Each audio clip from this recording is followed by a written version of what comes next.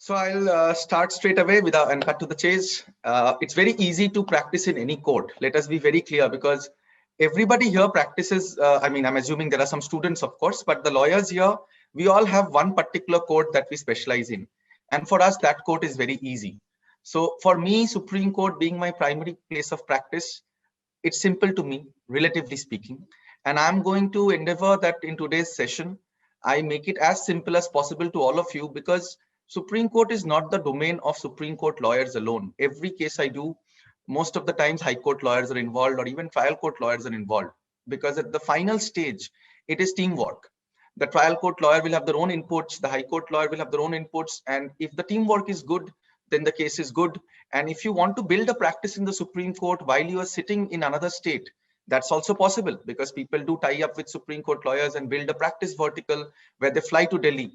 Pre-COVID, I used to see every Monday, Friday, which were the miscellaneous days of the Supreme Court, when more matters used to be listed. I used to see a lot of white shirts on every aircraft whenever I took a flight out of Delhi in the evening. So lawyers fly in, fly out all the time in big matters. Of course, in smaller matters, that is not possible. So my goal is to ensure that you all get a basic idea about the foundation of Supreme Court practice. It's of course not possible to cover everything, but I will ensure that, at least I'll try to ensure that I communicate in very simple terms. What is Supreme Court practice in theory? What are some of the important procedural aspects? And most importantly, which I'll take up in the end before the Q&A, what are the practical considerations? Because law students will love the theory part, no problem. But practicing lawyers are asked questions like, what will be the cost? How much time will it take for my matter to be listed? These are also very important for a practicing lawyer.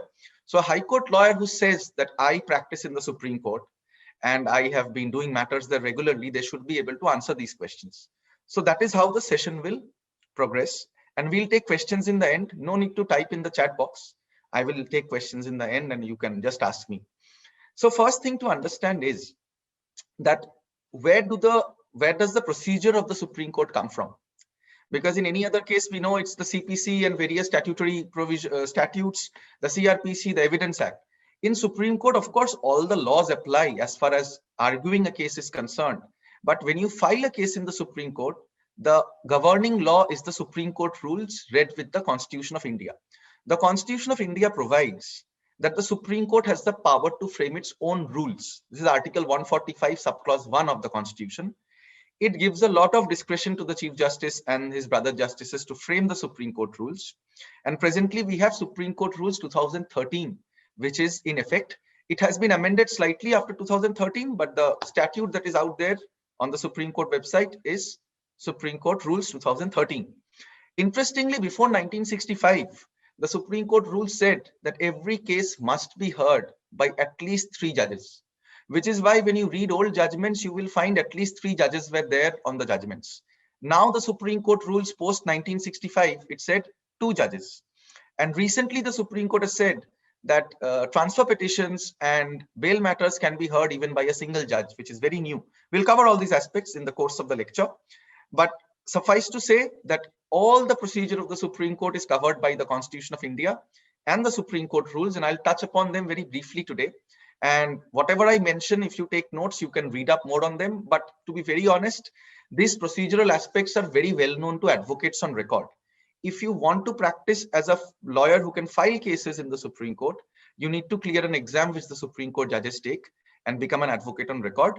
Alternatively, anybody can argue in the Supreme Court. So you can have a tie-up with an advocate on record and practice in the Supreme Court.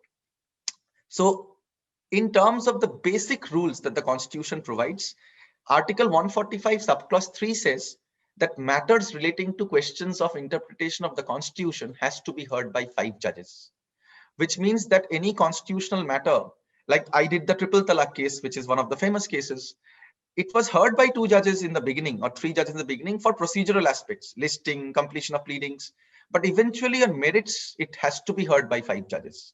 So you will see that most writ petitions are decided for this reason by a bench of 5 judges. That is why we call them a constitution bench, because it's under the provision of the Constitution. Article 142 is very important because it gives inherent power to the Supreme Court. Just like 151 of the CPC and 482 of the CRPC gives inherent powers to our civil and criminal courts. The Article 142 is the provision, and it's a very unique provision. Supreme Court of India is perhaps the only court in the world to have this kind of power. Supreme Court can pass an order regardless of what the law says. The statute may say X, Y, or Z. For example, in arbitration, the statute would say that the appellate court can't interfere on factual aspects, but the Supreme Court can. Supreme Court can even make a law exercising the power under Article 142. So this is a very, very important provision. You can call it a nuclear weapon or Brahmastra of sorts that the Supreme Court of India has as a very important constitutional court. They can pass whatever order they like. If you look at the Supreme Court rules, you will see in the beginning that the powers are divided between registrar, chamber judge, and the court. Now, this is very important to understand because Supreme Court does not function like other courts. When you file a matter on day one, a bench of judges will decide whether the matter will be admitted or dismissed. After that, unless there is an order to the contrary, the next hearings will be before the registrar's court. Because Supreme Court judges, their time is of course very precious, few judges for a big nation. So all the completion of pleadings and procedural aspects are done before the registrar's court. Registrars of the Supreme Court on the judicial side are district court judges who have been handpicked to discharge that particular function. And after that, once they have decided these procedural aspects, the case may even go to a chamber judge, meaning a judge who is sitting singly in a courtroom. We call them chamber judge in the Supreme Court. They have certain powers to decide applications and condonation of delay in filing or refiling of things. Once the matter is ready, all the pleadings are complete, only then it goes back to the court for hearing on merits. This is an important aspect to keep in mind because if you're traveling to Delhi for a matter, you may want to skip the registrar court days because those will only be procedural and they'll be over in a minute. Now, what are the different kind of cases that are there in the Supreme Court? This is the most important thing. I know it sounds very silly to teach this to lawyers and law students, but I did not know some of these things before I became a Supreme Court lawyer because I started as a corporate lawyer in London and I did not know much about these things. So I will touch upon them briefly. If you look at the Constitution of India, Article 129 onwards, all the powers and all the jurisdiction of the Supreme Court is mentioned. And I'm going to summarize them for you in a very easy format, I hope. Article 131 of the Constitution of India gives the power to Supreme Court to hear original suits. Something which shocks a lot of people, that Supreme Court can hear suits. Now, these are not ordinary suits. These are suits between states and between union and the state, provided it relates to certain matters that arise out of rights from treaties, for example, water sharing, but it does not relate to commercial disputes between two states. So while a dispute between the union and states or between states can be heard as a suit in the Supreme Court, not commercial suits, only suits which relate to certain legal rights as specified in Article 131 will be heard. The next important provision is Article 132, 133, 134. We often hear and we all know about certificate of appeal. Now, the certificate of appeal which the High Court can give to ensure that a matter can come to the Supreme Court for the final appeal is given pursuant to these provisions. Article 132 is appeals on certificate regarding substantial question of law relating to the Constitution, whereas Article 133 is appeal on question of public importance, mostly civil matters, and 134 is appeal in criminal cases where an acquittal is reversed to death penalty by the High Court, or there is a death penalty in the trial at a High Court where the court has transferred the trial to itself, or upon a certificate. These are some cases where you can come under a certificate of appeal. Why is certificate of appeal important? If you don't have a certificate of appeal, you come under Article 136, which is special leave petition, which is perhaps 70% of the litigation in the Supreme Court. It is not easy to get a certificate of appeal because the High Court has to certify the question of law. And why would the High Court certify a question of law if it is satisfied that it has given an order which it believes in? Sometimes they do because there is some ambiguity, because multiple High Courts may have given multiple pronouncements. To get a certificate of appeal, the counsel has to ask for it when the judgment is pronounced. Very important. A High Court lawyer must know this if they are having a Supreme Court practice or even otherwise. You can make an oral application for a certificate of appeal according to the Constitution and subject to your High Court rules when the judgment is pronounced. So this is a very important provision. And under Article 135, on its own motion as well, a certificate of appeal can be given. Now, these are some of the provisions which we see less, although they are there in the Constitution. What are the more typical provisions that we see in Supreme Court litigation? First is transfer petition. around 5,000 transfer petitions perhaps is filed every year. Most of them arise from matrimonial matters. In interstate marriages, whenever one of the parties goes and files a case for divorce, custody, maintenance, or anything, the other spouse runs to the Supreme Court seeking a transfer from one state to another. Now, this is not the only ground on which cases can be transferred. Even criminal cases can be transferred. Even cases where multiple high courts are dealing with the same question, like tax matters and all, they can be transferred to the Supreme Court. But by and large, a majority of the transfer petitions, you will find 80% of them relate to matrimonial proceedings. So this is an important provision to keep in mind, that the power to hear these kind of cases comes from a provision of Constitution, which is Article 139 capital A. And this can be read with Section 25 of the CPC and Section 406 of the CRPC, and combined together, they give the power to transfer cases. Then you have Article 137, which gives the Supreme Court the power to review its own judgments. Do keep in mind that review petitions are decided by circulation, which means the judge who has heard the case will read your review petition, not give you a hearing, and decide in chambers, unless you have filed an application for oral hearing, which is allowed. And if the judge has retired, then another judge is automatically assigned to take his or her place. But you won't get an oral hearing unless you have applied for it and that application is allowed. Article 143, Article 317 are some of the provisions of the Constitution under which reference cases are heard by the Supreme Court. But again, practicing lawyers don't handle much reference cases because reference is done by the government. So private side practice lawyers who are not government counsel, they don't generally get to be involved in reference as such, unless they're filing a impleadment or something. Then there is curative petition, which is something new, not given in the Constitution. Curative petition was a mechanism which was designed by the Supreme Court in the case of Rupa Ashok Hooda in 2002. And in the Supreme Court rules, Order 48 now mentions what is the basis of filing a curative petition. And you need a certificate from a designated senior advocate certifying that the case is fit to be a curative petition in terms of the judgment in Rupa Ashok Hooda. So this is something very important to keep in mind. When you file a review petition, an advocate on record certifies that it is a fit case for review and the grounds are not grounds that go beyond the scope of a review petition. If you file a case which is actually a modification in the garb of a review petition, heavy costs can be imposed by the Supreme Court. And by heavy costs, I don't mean 50,000. There have been cases where costs have been imposed in the range of lakhs also. So one has to be very circumspect about these things. But the most important provision is Article 136, because as I said, about 70% cases you see in the Supreme Court are under special leave petition route. Now, what does special leave petition mean? We may read a lot of theory in books that it's a very limited power and all that. Yes, it is. But what does it mean in practice? You see, if the Supreme Court, each courtroom is hearing, let's say 50 cases in a day, 40 of them will be special leave petitions, which means that is the volume, that is the number of cases. Why is it so? Because when you file a special leave petition, the Supreme Court is only being petitioned to check whether it can grant special leave or not, which is why 70-80% of those cases are dismissed on day one within 30 seconds of hearing. A Supreme Court lawyer has to understand how to argue in the Supreme Court, unlike the trial courts or the High Court, where we can start with some facts, we can give some background. In the Supreme Court, the judges are extremely well prepared, extremely hardworking. All judges are, I'm not denying that. It's just that they come really well prepared and they have read a lot of your file. So it's not about what you want to say. It's rather about what the judges want to hear. If a judge asks a question, that has to be answered first.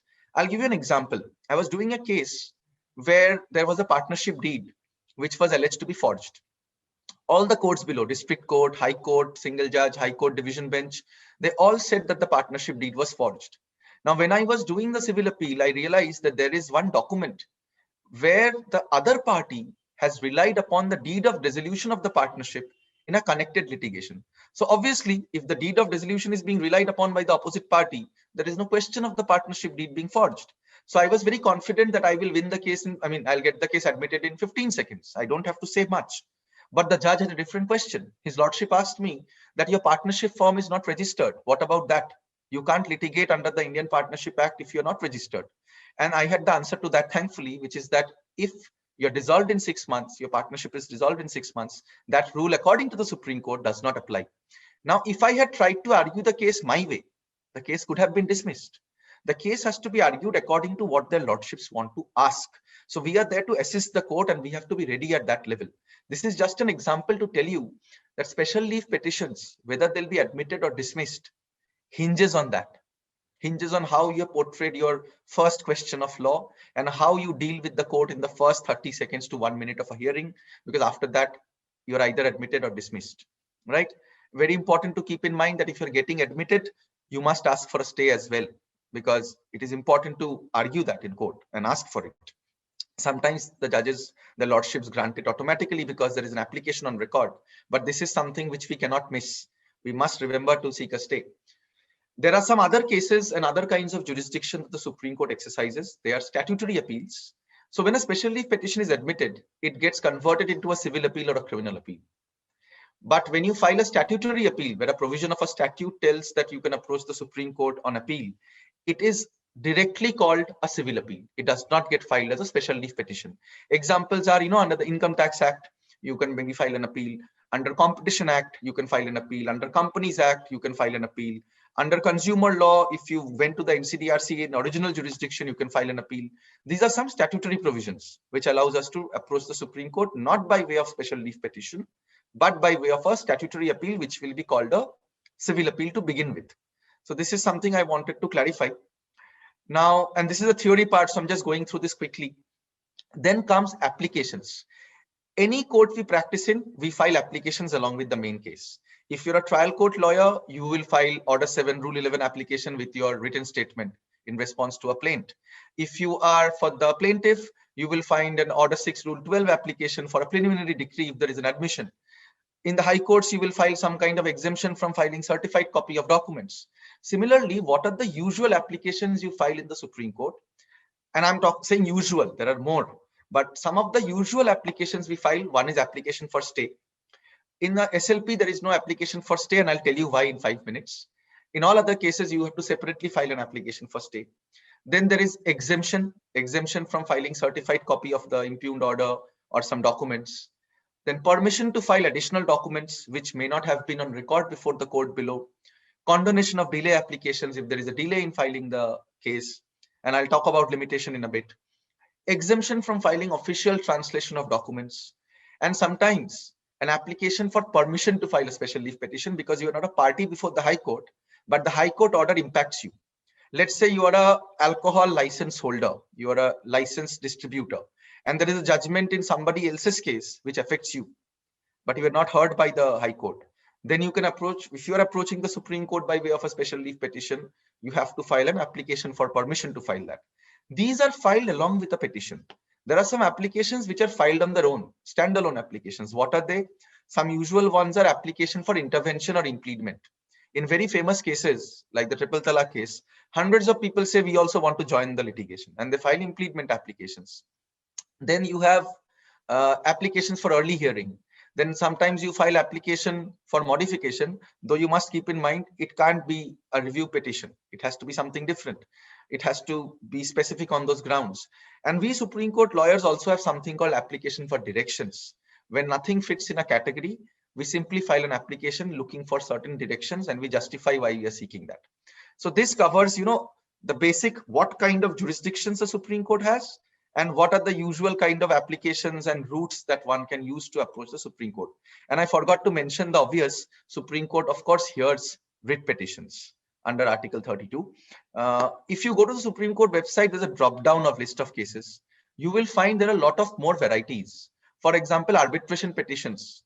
In an international arbitration, you approach the Supreme Court for appointment of arbitrator if the parties fail to appoint one, or the arbitral institution fails to appoint one. So these are some provisions which you will see that there are some other kind of cases. Here we are trying to get a rough idea. It's like a foundation course. So I'm not going to be that detailed because we'll need some more time to cover questions also in the end. Now, some of the key provisions of Supreme Court rules, and you can take a note of this. The orders in the Supreme Court rules, it's like the Code of Civil Procedure divided into orders and rules. If you read the orders and the rules, which one does when they write the AOR exam, to become an advocate on record, you realize that for every kind of case, detailed rules are given. So the orders relate to the kind of case and the rules relate to what you have to do. For example, if you want to file a PIL, a public interest litigation, what is a PIL? A PIL is nothing but a writ petition expressed to be a PIL. So, but whenever you file a PIL, even in a high court, there are specific rules that you have to follow to make your writ petition a PIL. So, for example, you have to give an affidavit that you are not interested in the outcome of the case, even in a high court, even in the Supreme Court. Now, these are details which you find in the rules relating to the relevant orders. So, while I may talk about this and you may forget it if you don't take notes, don't worry. If you open the Supreme Court rules, you will find this. Unfortunately, some of the online versions don't have an index, but if you buy it from Universals, you will get an index as well. Order 19 of the Supreme Court rules deals with certified appeals. Order 20 deals with criminal appeals. Order 21 and 22, they deal with special leave petitions, civil and criminal. Then order 25 to 27, they deal with suits, which are filed directly in the Supreme Court. Details are given as to how written statement has to be filed, what is the procedure, everything is given there. Then you have order 38, which is writ petitions and public interest litigations. Then you have order 39 to 41, which is transfer petitions. Order 42 to 45, which is reference cases. And then order 47, which relates to review petitions, and order 48, which relates to curative petitions. These are some of the important orders under which you find details of the rules that are to be followed. But as I said, anybody who practices in the Supreme Court, whether as an advocate on record or they are in partnership with an advocate on record, you pick this up in the course of practice.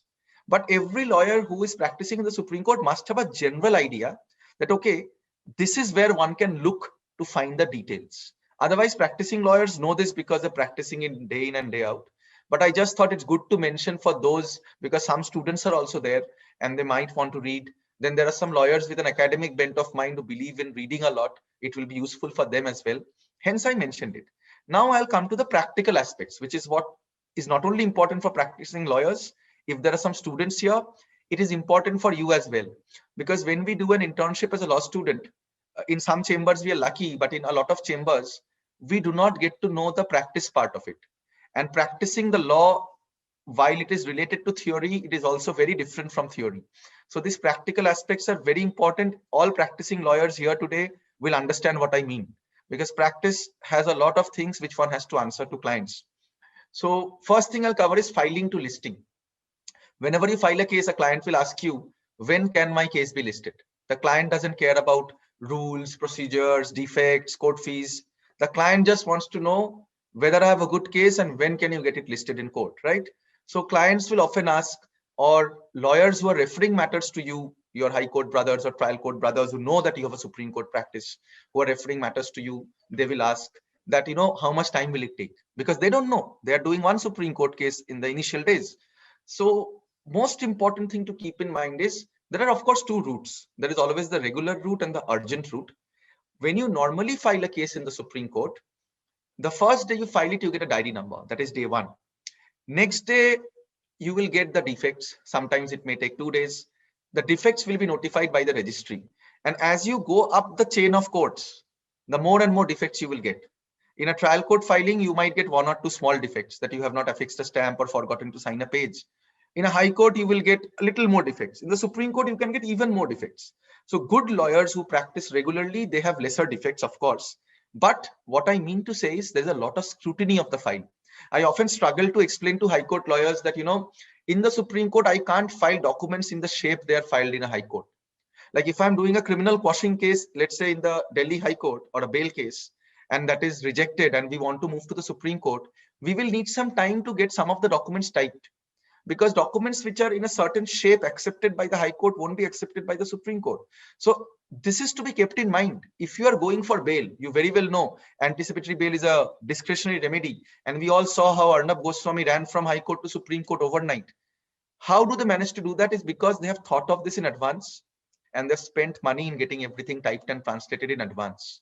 When people think that lawyers are doing magic by approaching a court in one day, no. The client understands that they have to prepare in advance, spend money in advance, get things arranged in advance. Because if your case is not ready in advance, even in a good case, Let's say regular bail is rejected incorrectly by the High Court, you think, and you want to go to Supreme Court. But let's say the charge sheet is not typed and the charge sheet is in a vernacular language, or a lot of pages are not in the correct format, then you will lose a lot of time in translation and typing. So keep this in mind when taking up a case, that while a lawyer can file a case in one day, defects will come on day two, and defects can be cleared on day two itself.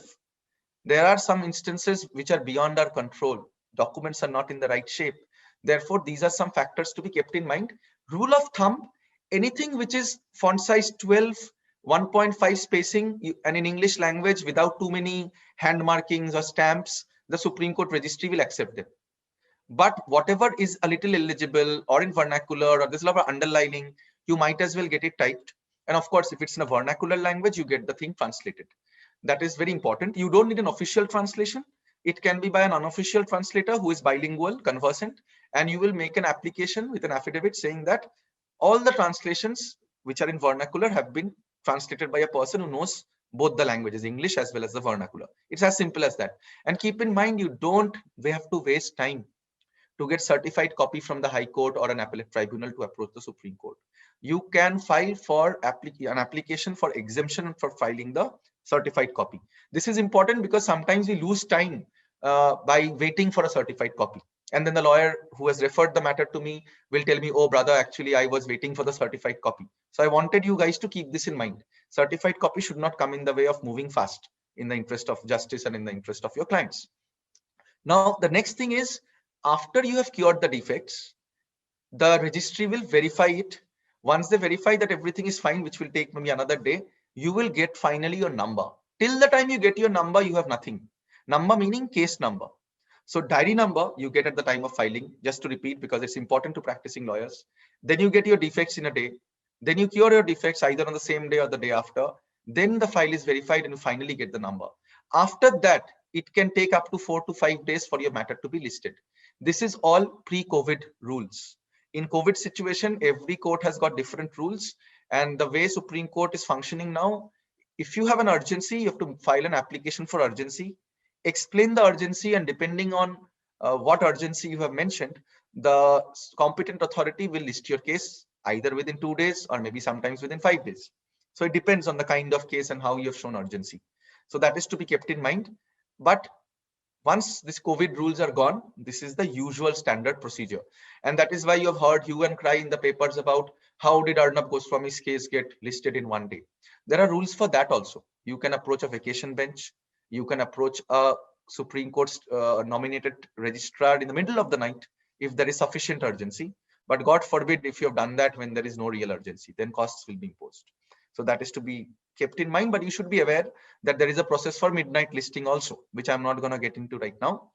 Life cycle of a case, I already told you, it goes from the court to the registrar, then perhaps if need be to a chamber judge, and then back to the court. This is the life cycle of a Supreme Court case. In normal understanding of lawyers, if your matter is admitted for hearing by the Supreme Court, that is a huge achievement. Because as I said, majority of cases are rejected because Supreme Court feels that High Court is better suited to hear the writ, or it feels that there is no ground made out for the Supreme Court to hear a third or fourth round of appeal. Therefore, once the case is admitted, your clients are a little calmer. You have to explain this to them in advance. But we lawyers understand in Supreme Court, once a matter is admitted, and especially if you have a stay, you are more or less safe. After that, if the Supreme Court grants leave, Supreme Court can decide the case in day-to-day hearings in the course of the next few months.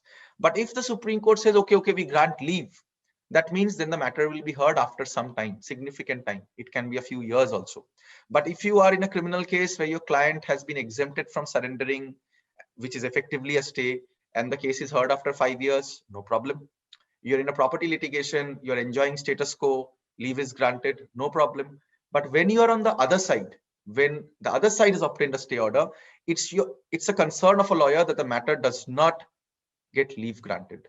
For that, as the respondent who is facing a stay order, you have to be ready on every date of hearing and not seek an adjournment, because too many adjournments leads to leave being granted sometimes. It is not cast in stone, but this is what one observes. So one has to be vigilant about it. And that is how lawyers build their reputation, that this person can file a case fast or argue very well, or they know the procedure. So I'm just touching upon this so that you're aware of this. The goal is to touch upon these things. Now the limitation. Special leave petitions that you file for which there is no other provision in law to file an appeal to the Supreme Court, you have 90 days time. But if it's a statutory appeal, the time limit or the limitation is as prescribed by that particular statute. It is usually 30 days to 60 days. Okay, so keep in mind, whenever there is an appeal from a particular court or tribunal which the statute provides for, let's say in company matters or competition matters or consumer matters, where the case is fit for appeal to the Supreme Court under statute, then the statutory timeline will apply.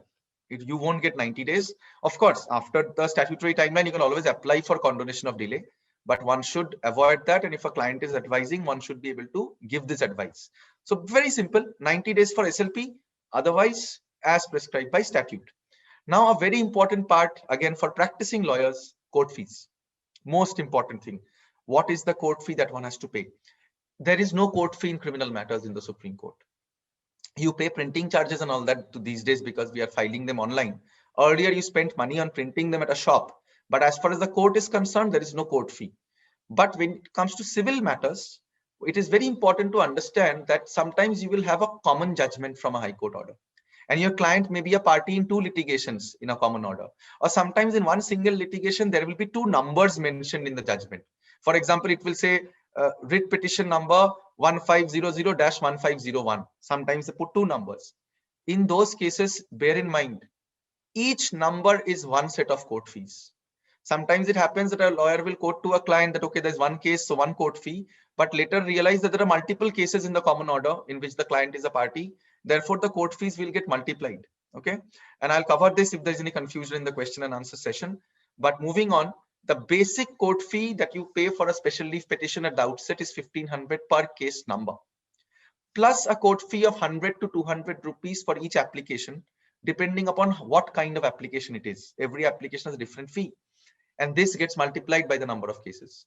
In a writ petition, the court fee is 500 rupees, but it is 500 rupees per petitioner. Sometimes you will have, 100 clients coming, let's say students of a college who want an exam to get postponed or a result to be withheld. You have to keep in mind that if 100 of them are filing affidavits and all of them are parties, then it is 500 rupees per person.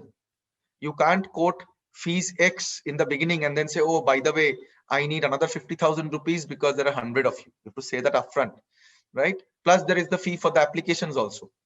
That is also to be kept in mind because even writ petitions have applications filed along with them.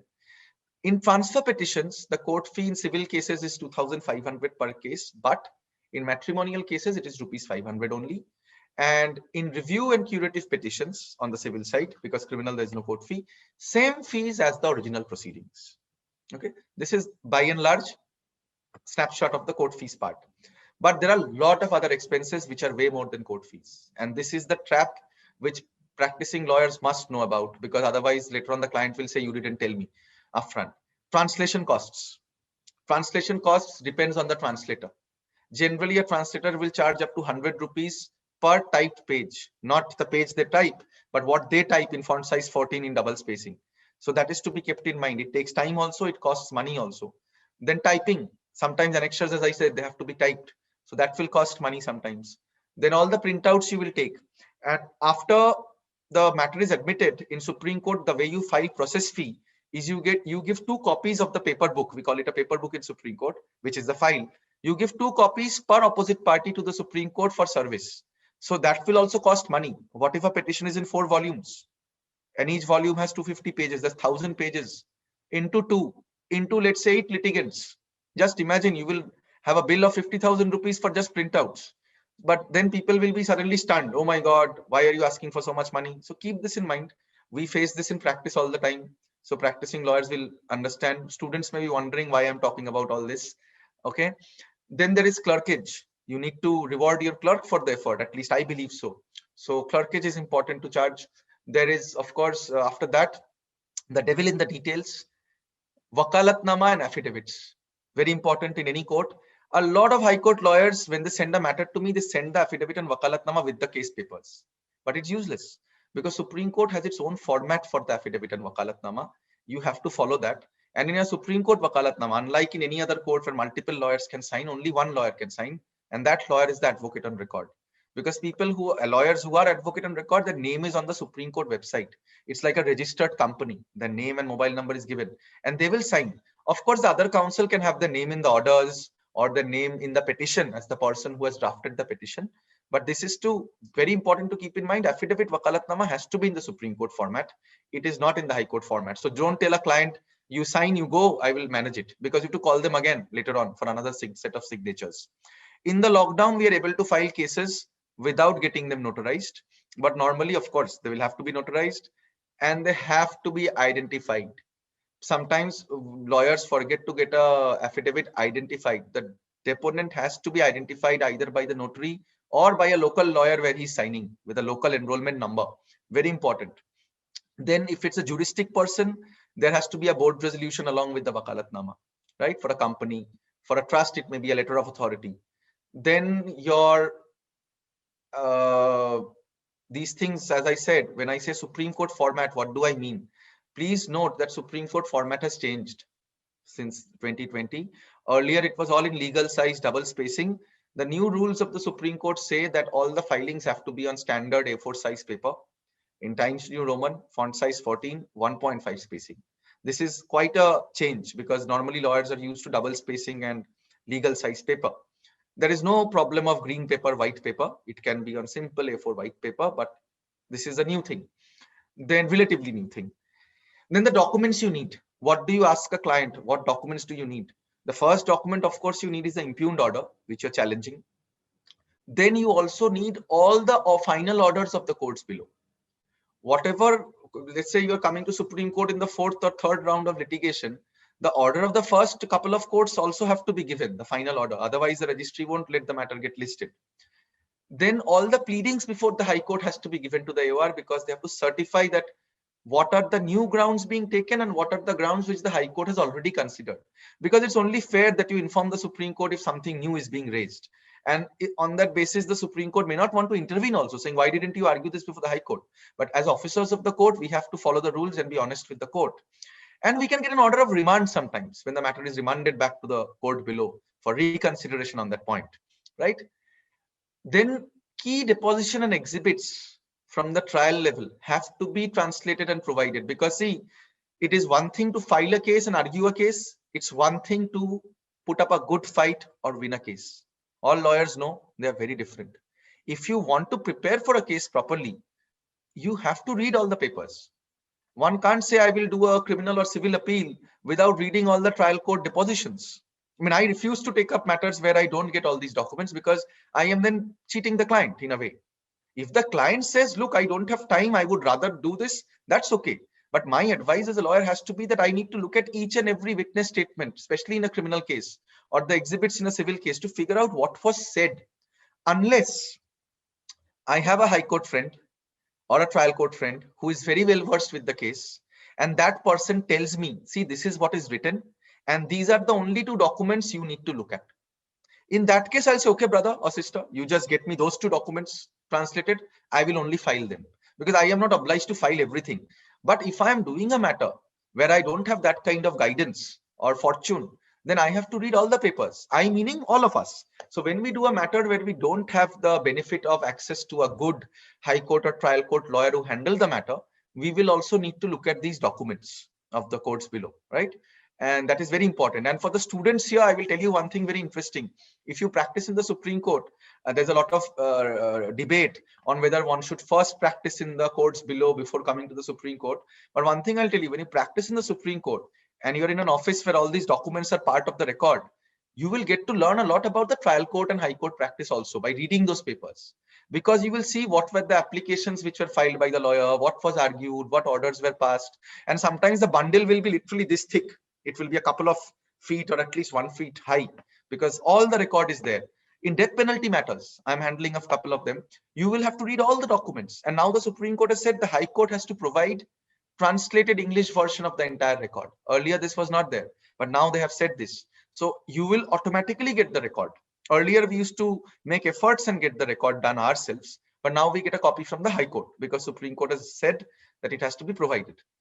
So these are basically the documents required. Now, what are the usual client questions? This is kind of relating back to what I discussed already. Clients will ask you, or high court lawyers who are referring matters to you for Supreme Court will ask you, how long will my matter take to be drafted? How long will my matter take to be filed? So you will get a hang of it and you will be able to answer depending on the volume of the papers. How long it will take to draft is anybody's guess, because in urgent cases, we lawyers manage to draft and file overnight. But when there is no urgency, we will take some time to read and make up our mind properly, because there is no rush, right? There's a saying in English, fools rush in where angels dare to tread. So if you're doing a civil appeal and there is no dying urgency, just because the client wants to go to court tomorrow, you have to educate the client as a child, as a friend, that look, your lawyer has to get his head around the facts. Give me some time. But otherwise, of course, in an urgent case like bail and all, you can do it overnight if you're accustomed to doing it that way. No problem. How long will it get to get listed? We already discussed how long it takes for a case to get listed. We also discussed that there is an emergency procedure which can be activated if need be. Today, under COVID times, we are doing electronic mentioning by email, and within 48 hours urgent cases are getting listed. If your matter is not that urgent, then it may get listed after 3-4 days also. Now, is there a fast track process? Yes, there is a fast track process which we discussed. Then do we have to wait for certified copy? I already answered no. What are the costs apart from the lawyer's fees? Again, I already told you there are costs involved, and what are the different heads under which those costs are charged. And just an interesting tidbit, if you Google Supreme Court and you look at the image of the Supreme Court, an aerial view will show Supreme Court is designed like the scales of justice. There's a central dome under which there is Chief Justice of India's court and court number 2, 3, 4, 5 under that dome. And then the other courts are in some other annex. But you will see that that main dome is there, and then there are two scales of justice like extensions of the building. And the motto of the Supreme Court, and this is another trivia, is Yatho Dharmos Thatho Jaya. Where there is justice, there is victory. So now we will take up questions, because I think that is the most important part. I was only giving you a basic idea about key provisions of Supreme Court practice. Now let us start with the questions. Okay, there is one question. Can you throw more light on procedure of curative petition, sir? Certainly. The easiest way to figure out about curative petitions is, as I mentioned, just go to the Supreme Court rules and read Order 48. It has got only 5 or 6 rules. It's very short. What it says is that Supreme Court devised curative petitions in the case of Rupa Ashok Hooda versus Ashok Hooda in 2002. And this is the provision under which what we call the LGBTQ judgment or the gay rights judgment that came, because Delhi High Court had said earlier that homosexuality, or as we call it in legal terms, sexual intercourse against the order of nature, is not a crime. But then the Supreme Court, by a judgment of Honorable Justices Singhvi and Mukhopadhyay, had reversed it. And later on, the Supreme Court in a curative petition restored the position of the Delhi High Court judgment, and today it is no longer a crime. People have that right in this great democracy. This was by the curative petition route. So it's of course a very important provision to understand. Basically, if you are filing a curative petition, there are certain narrow grounds. Is you were not a party before the court, you were not heard, or you are severely affected by the order of the Supreme Court and you want the case to be reconsidered. But the procedure you will see says, while these have to be met, it has to be certified by a senior advocate. A senior advocate, let me clarify in case a clarification is required, is not somebody with white hairs, but somebody who has been designated a senior advocate by a High Court or Supreme Court. So a senior advocate who is comfortable enough to give you a certificate will know the procedure also. Because otherwise, see, when some seniors just randomly give certificates, the Supreme Court scolds them and says that if you do this, we will take away your senior gown. So good senior advocates, or I mean, all of them are good, will never issue a curative certificate that lightly.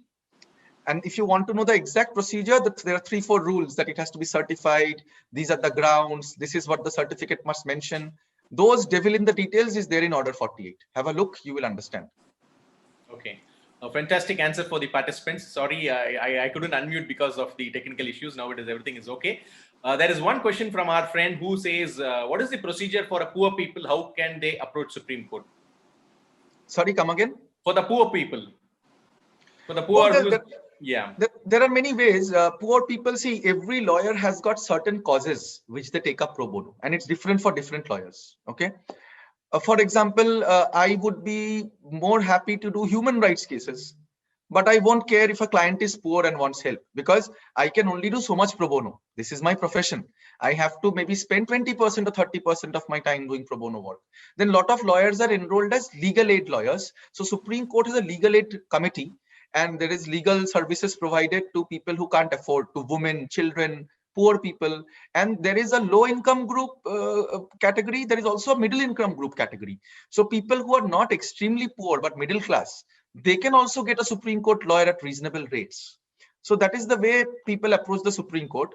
And a lot of times, since lawyers are actually, to be very honest, we have to care about society. You will find a lot of lawyers are filing public interest cases. In the lockdown, a lot of lawyers approach the court saying, look, help the farmers, help the doctors. So that also happens. Supreme Court can take suo motu cognizance also. But to answer your question, a poor person who needs a Supreme Court lawyer needs to go to the Supreme Court website, unfortunately, and find out what is the legal aid that he or she is eligible for and apply for that. And the legal aid committee will provide a lawyer who is empaneled on the legal aid panel. Sir, as I say, any judgment given by Supreme Court, is it applicable to throughout the India, right, sir? Yes. Okay. If somebody is not, can I write a letter to Supreme Court to implement the same in all states? Is it possible? What the procedure I have to follow? You are asking whether a Supreme Court, to enforce a Supreme Court order in a state, you can write a letter to the Supreme Court, right? Yes. Is you don't need to, because you don't need to, because once a Supreme Court has pronounced a judgment, it is automatically binding on all the states. So any authority who is not following that particular judgment, you simply write a letter to them saying, this is the judgment, this is what it says, you are in contempt. That's all. Contempt of court. Yes, and if they don't agree, despite you giving them a letter, you file a contempt case. If they are not doing that, then you file a contempt case in the Supreme Court saying there's contempt of your order, despite me notifying them that they have to comply. They're not complying with your order. I have a doubt, sir. My client is he has filed a insolvency petition in High Court of Chennai, Madras High Court, for declaring himself as insolvent. He borrowed a loan from a bank. They have appointed an arbitrator in Bangalore. Arbitrator passed an order. Subsequently, they have filed the execution petition in Bangalore. For the same loan, they obtained a check from my client. They have bank in Ahmedabad. So they have deposited a check in Ahmedabad court, and they have filed 138 check bounce case in Ahmedabad. For one loan, he is attending two cases in two different states. Actually, my client is settled in Chennai.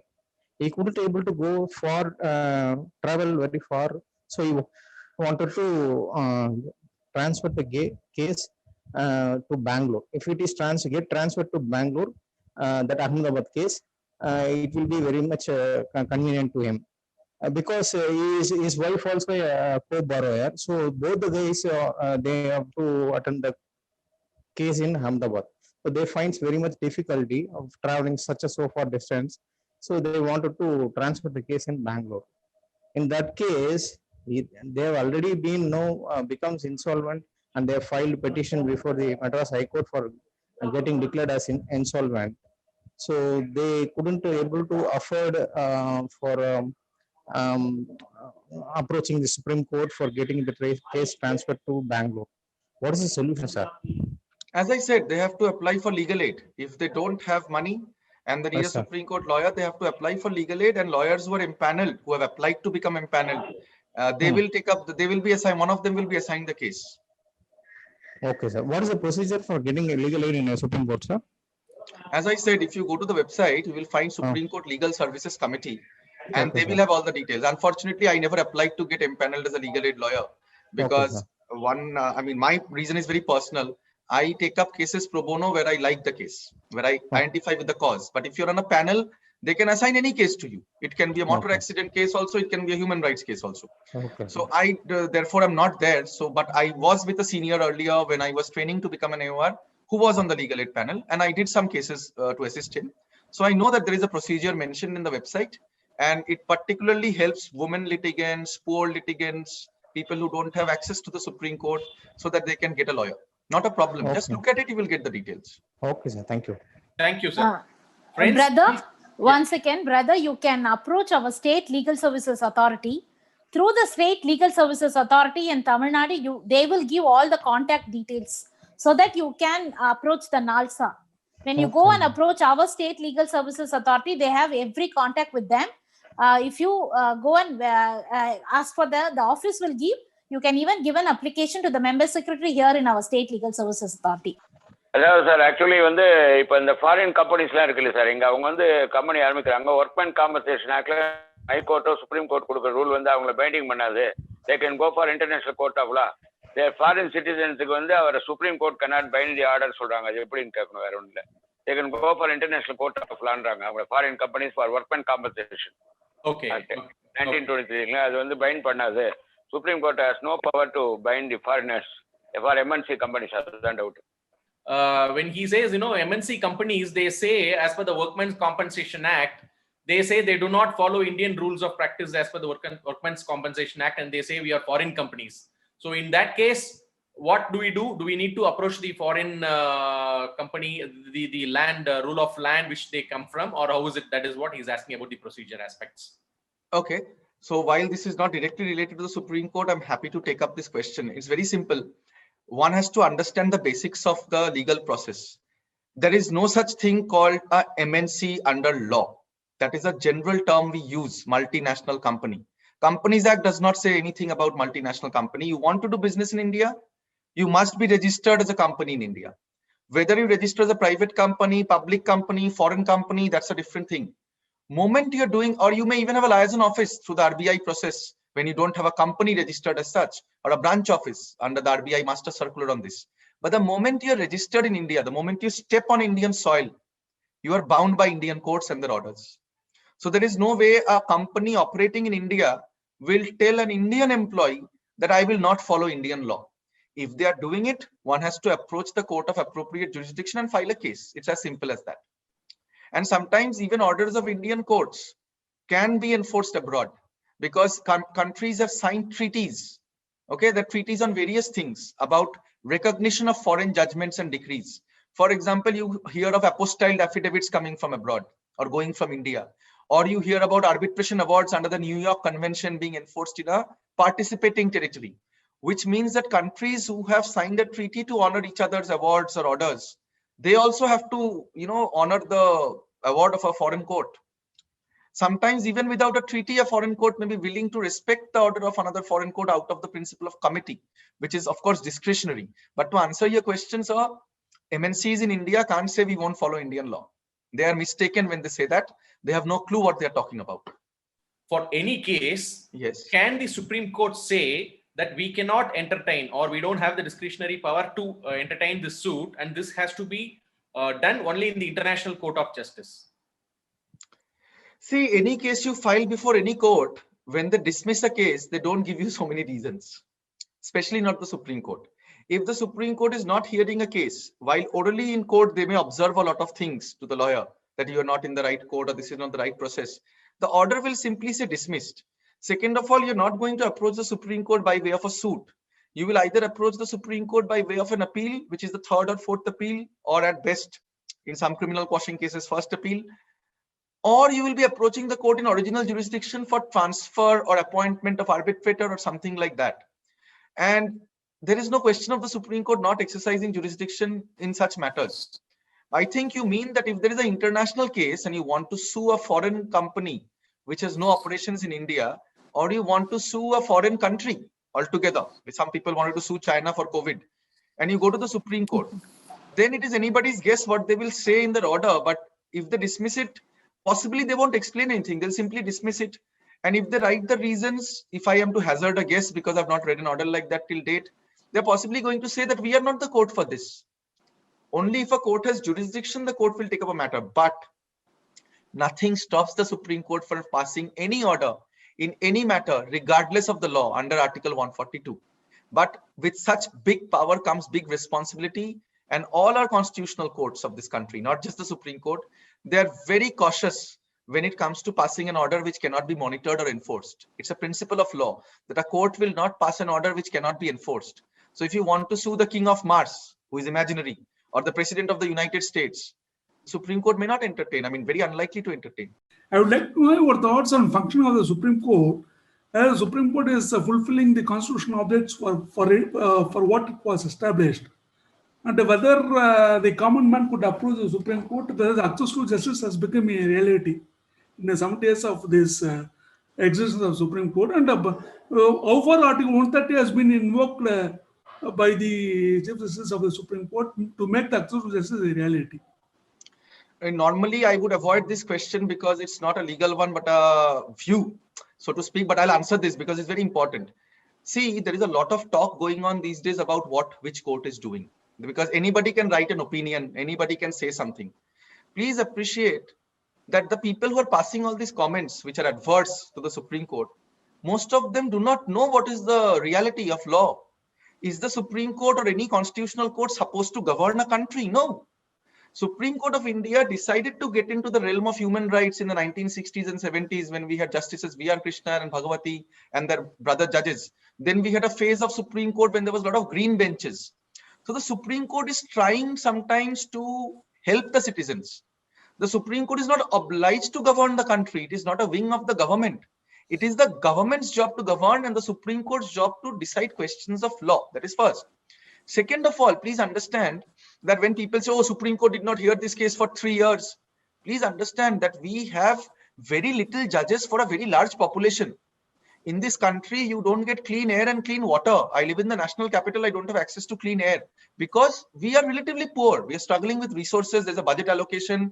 And even after a budget allocation of 360 crores, I think, for the Judiciary Supreme Court this year, we still have an acute shortage of judges. You double the number of judges, the pendency will become half. That is another thing. But if you're asking from a political perspective, some political commentators are saying, oh, this judge is not taking up this matter. I should not comment on that. And yes, there is a little more to be desired sometimes from any court. But see, it's very individual, right? At the end of the day, a judge has a huge responsibility. A judge may decide for various reasons that one particular case needs to be prioritized. If a judge gives an order in this country, one party will be dissatisfied because two parties can't win. It's an adversarial system, we call it in law. Whoever loses will blame the Supreme Court. You did not hear me, did not give me time. So these criticisms, we need to take them with a lot of retrospection. Do keep in mind the judges of the Supreme Court work very hard. Poor man does have access to Supreme Court. Yes, there are Supreme Court judges who have said that different orders are given sometimes in case of poor people and rich people. I am not going to comment on that when a judge has commented. I can only quote them. But my personal opinion is we need to have a little bit of faith in the system. At the same time, when criticism is warranted, there is a way to do it and we should take it up. Yes, a lot of the matters where the Supreme Court, according to us, should have prioritized an issue has not done that. But then, for some other people, that is not priority. It's priority for you and me. For some third party, it may not be priority. Today, the talk of demonetization is still going on. But tell me, is it any more important to decide demonetization? All the notes are changed. But some people are saying, oh, Supreme Court did not listen to demonetization. It's not done now. Then people said Supreme Court did not listen to migrant workers. Yes, my heart also went out to them. Supreme Court after 2 months decided to take suo motu cognizance of the matter. But you have to keep in mind that when a judge is sitting in court, the judge is also worried. Am I transgressing my powers? We can't run to the Supreme Court, sir, to govern the country. You change your government. Next time an election comes, if you're not satisfied with CAA, Kashmir, demonetization, change the government. But don't expect the constitutional courts to correct what the government is doing, because then there will be a huge conflict with the government and the judiciary. Government will say Supreme Court is running a parallel government. So that is my short answer.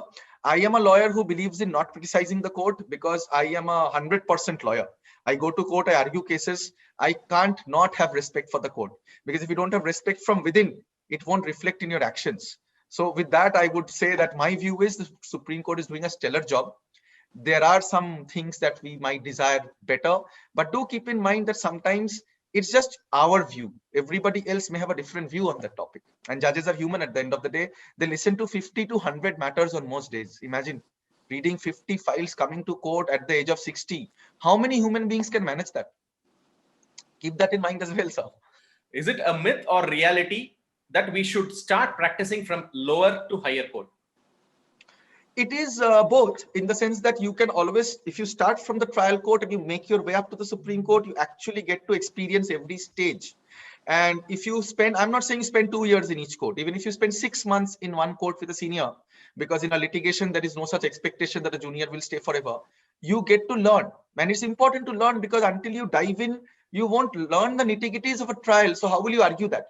Having said that, lawyers are there who have started practicing directly in the Supreme Court, and it does not come overnight. It may take you 2 to 3 years or 1 year, depending on your IQ, your guidance, your mentors, your experience, how long it will take.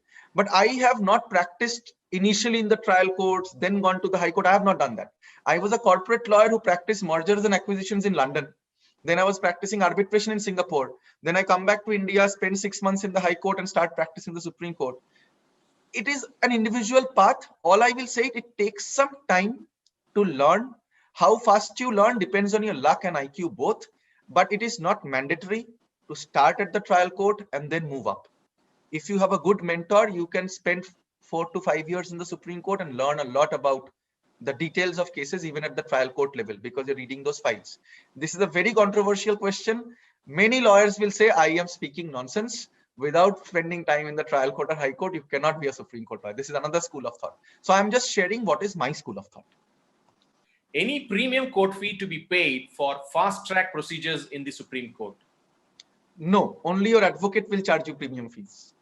Please explain between Article 13 and 137 of Constitution of India and Article 141 and 142. I am not sure I get the connect between Article 13 and 137, in the sense that Article 13 provides what is laws, and that's the interpretation completely, which is unrelated to one reference provisions.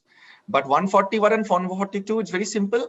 141 of the Constitution says that all judgments passed by the Supreme Court is binding as a law, just like a statute all over the country. And 142 gives the Supreme Court the power to pass any judgment in the interest of justice, regardless of what the statutory law says or what the precedents of the Supreme Court say.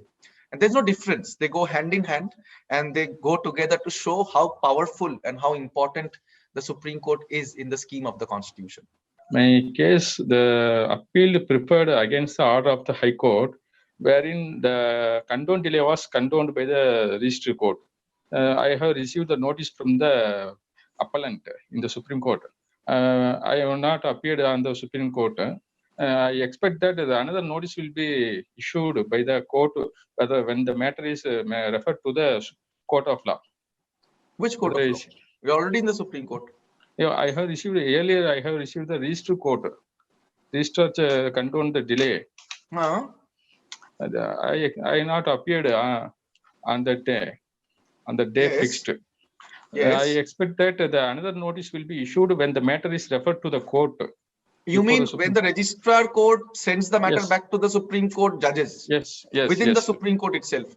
See, Yes. there is no notice. What happens is, when you are going to the Supreme Court, the Supreme Court registry is only concerned about communicating with the advocate on record, because they only deal with advocates or records or litigants in person. So the person who has filed the case will automatically get notified when the case is being listed in the Supreme Court. And there is no question of a second notice coming by post as such, because a party is expected to be vigilant when they approach any court. And Supreme Court, being a advanced court, has an electronic platform where you can monitor your case status. And when the registrar court passes an order condoning some delay in refiling, because registrar's court can't condone delay in filing, it can't condone the limitation, it can condone delay in procedural aspects. If the delay has been condoned either by the court and then the matter went to registrar's court for completion of pleadings, or there was a delay in refiling and the registrar's court condoned the refiling delay, in either case, on the next date of hearing, whether the matter will go to the registrar's court or back to the Supreme Court judges themselves depends on what order you found in the last hearing. I mean, I wouldn't know. Looking at the order, I won't be able to tell you. Maybe the registrar has fixed another date for hearing. That depends on the last order. And if the registrar's court has passed an order list before court, then it will go back before the honorable judges themselves, of course. In that case, you won't get a separate letter. You monitor the status on the Supreme Court website, because the law says that a litigant will only be helped if they are vigilant. Latin maximum forgetting, but this is the concept of law. They won't perhaps get another notice. Just check the case status with your diary number. It says your grievance or communication registered against diary number so-and-so has been lodged and filed on so-and-so date. Since email is not digitally signed, this message was received by the client. So the client is an armed force personnel. So they're asking, can you just give some idea or guidance of how to handle this? So just quickly to mention, I wanted to be a Fauji myself, but I developed myopic vision, so I could not.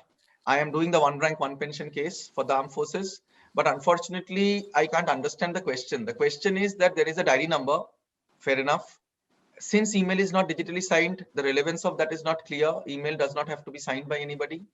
So I'm not very clear what the question is. Throw some light on what exactly. Sir, actually, the Armed Forces Tribunal personnel, Air Force personnel, he was dismissed from service and the Armed Forces Tribunal dismissed the case. So he filed an appeal before the Supreme Court. So he filed it through a counsel, but he is unable to understand what is it email digitally signed. What email digitally signed? That is the SMS we have received from the Supreme Court. What does the SMS exactly say? Can you read it out, please? Yeah, 1 second, I'll read it out.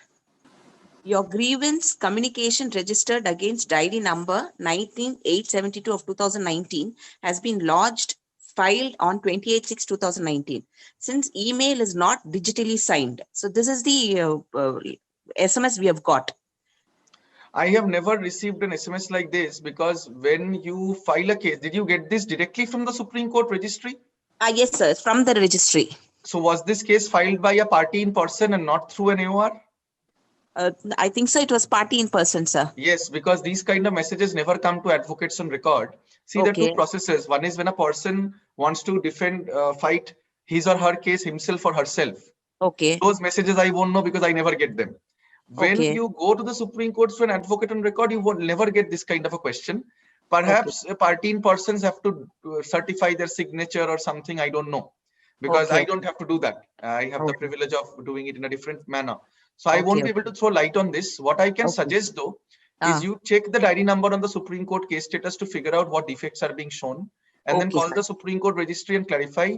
Even better, engage an advocate on record to do all this. There's a reason why to practice in the Supreme Court, one has to be an advocate on record, when as in no other court, one has to pass an exam, because it's very complex. So I would suggest all this will become simpler if you have go for a legal aid AOR, no problem. Apply for legal aid if necessary.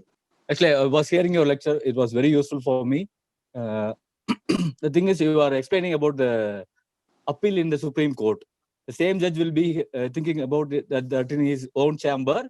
If he won't ask for something like that, you are you're right. Something. I'll explain. Yeah, the audio got cut. Suddenly, my audio got cut. I was curious to know that.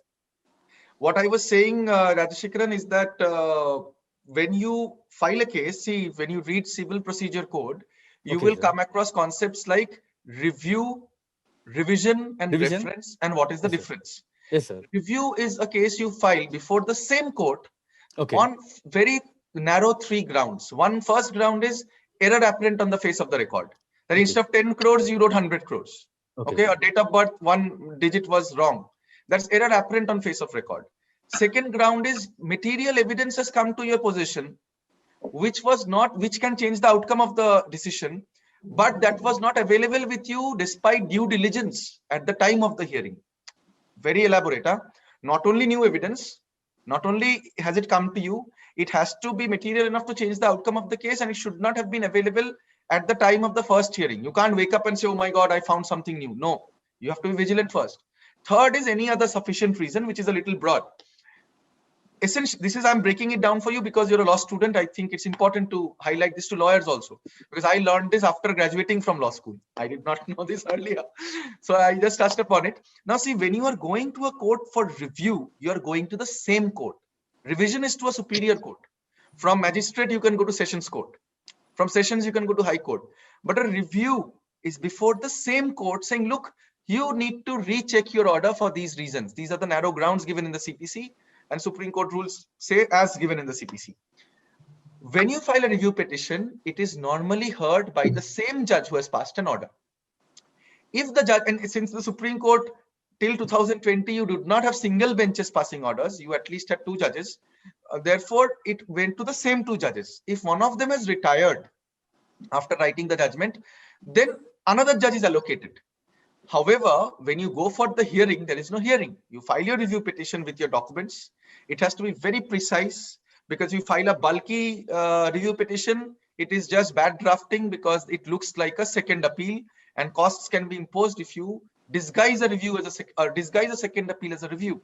So review petition has to be very surgical, very narrow, very precise, to the point, and that petition will be decided in chambers, meaning the judge will read the file and decide. They're not going to hear anybody. However, there's a provision for filing an application for oral hearing of a review petition. You can file that. If that application is allowed at the discretion of the lordships, then the review petition will also be heard in court. Otherwise, it will just be decided based on your drafting and pleading. The lordships will read it and pass an order. That is what I meant. I just wanted to just put some word over there regarding the digital signature, the SMS that Mirinda had got. Okay, similar SMS was also my client received. The problem is that when we went in to find what is the actual issue on that, when a party signs appears before the Supreme Court as a party in person, the person needs to be identified. If they are represented by the advocates on record, they are already identified.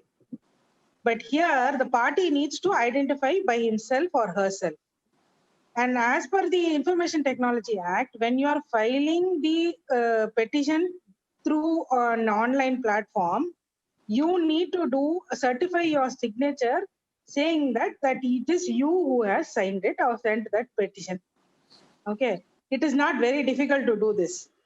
The first thing is basic digital signature is electronic signature. Every email has it. If you have a Gmail, you can go to the setting, check that, and write your name in that, and that will appear in all your emails. That is one kind.